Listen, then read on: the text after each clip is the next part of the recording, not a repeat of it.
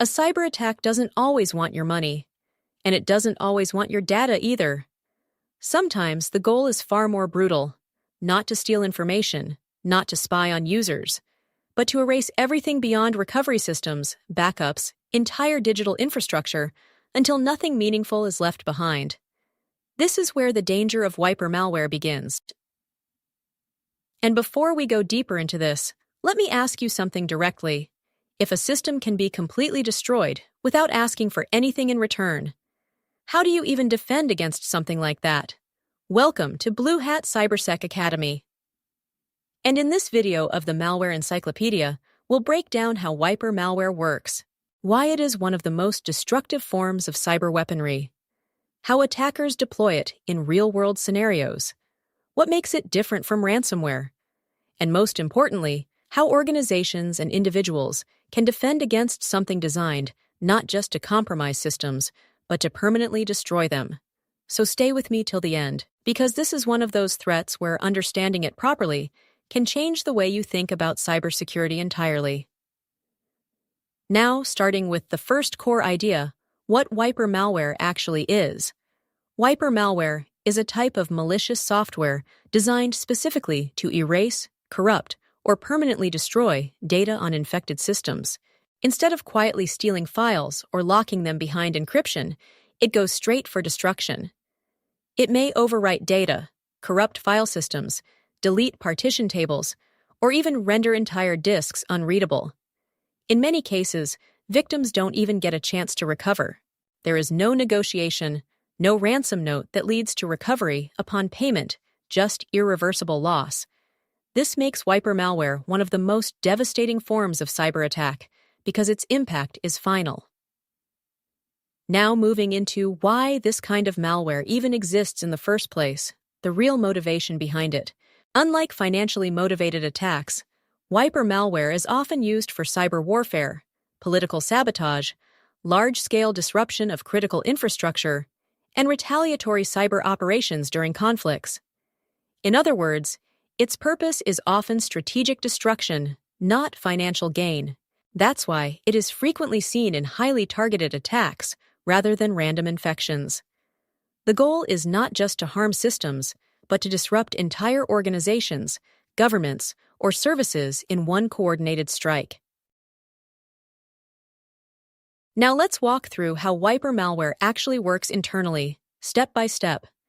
First, it gains access to a system through common infection vectors such as phishing emails, compromised software updates, or exploitation of vulnerabilities. Once inside, it begins what's known as lateral movement, meaning it spreads across connected systems, networks, or domains to maximize damage. Then comes the critical phase, the actual destruction stage. At this point, the malware may overwrite files with random data, delete system partitions, corrupt boot records so systems cannot start, disable recovery tools or backup systems, and in some cases encrypt data and then delete encryption keys, making recovery completely impossible. And finally, it triggers a system failure state where machines become unusable, data structures collapse, and recovery becomes extremely expensive or completely impossible.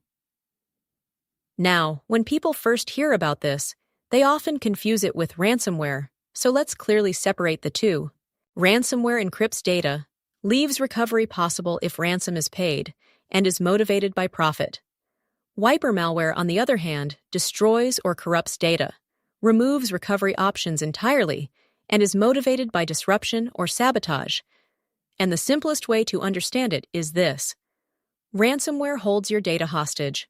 Wiper malware deletes the hostage entirely.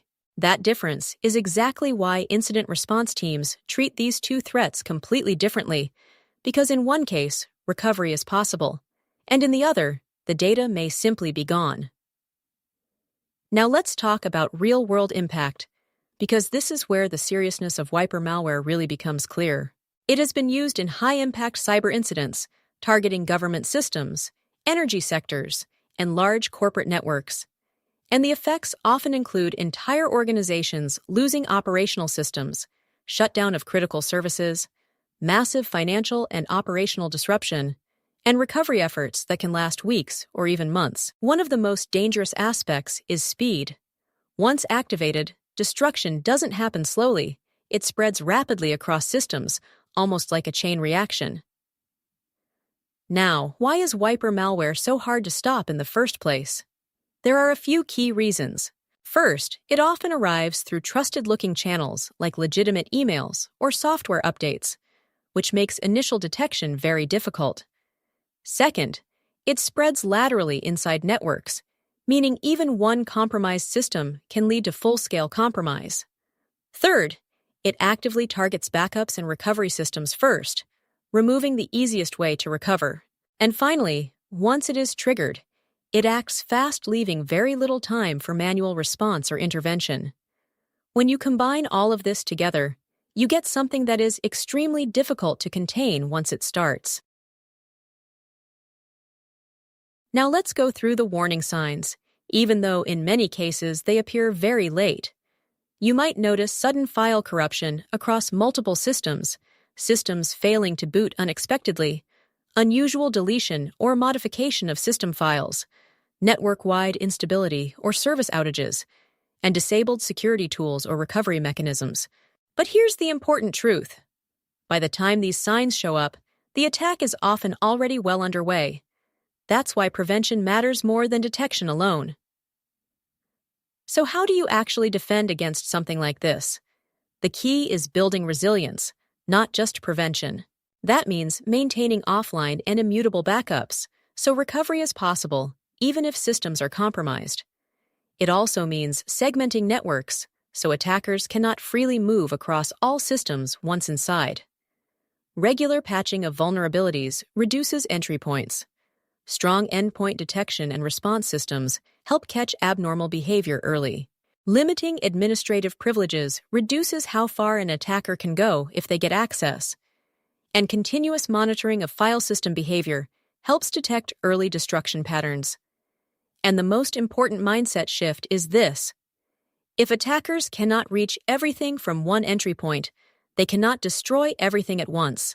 That single principle is what separates survivable systems from catastrophic failures. Now, why is wiper malware becoming more common in modern cyber threats? In recent years, it has increasingly appeared in geopolitical conflicts and advanced cyber operations. The reason is simple. Its impact is not just technical, it is psychological and strategic. It sends a message of total disruption without negotiation, which makes it extremely powerful in cyber warfare scenarios. And as more of our world becomes dependent on digital systems, the damage it can cause continues to grow. So now we reach the conclusion of this video. Let me ask you something to think about. If your systems were completely wiped right now, with no backups available, how quickly could you recover your operations? And more importantly, what do you think is the single weakest point in most systems that allows wiper malware to become so destructive in the first place? Think about it carefully and drop your answer in the comments. Because in cybersecurity, the difference between control and chaos often comes down to just one overlooked weakness. Now here's your challenge for this video. Try answering these in the comments. First, what is the key difference between wiper malware and ransomware? Second, name 2 ways wiper malware destroys data. And third, why do you think attackers prefer wiper malware in cyber warfare instead of financial attacks? Let's see how clearly you understood this one. And finally, if you're following the Malware Encyclopedia, make sure you continue with the next video, because each malware type we cover builds a clearer picture of how real-world cyber attacks actually behave. If this video helped you understand how destructive wiper malware really is, then like this video, share it with someone learning cybersecurity, and subscribe to Blue Hat CyberSec Academy.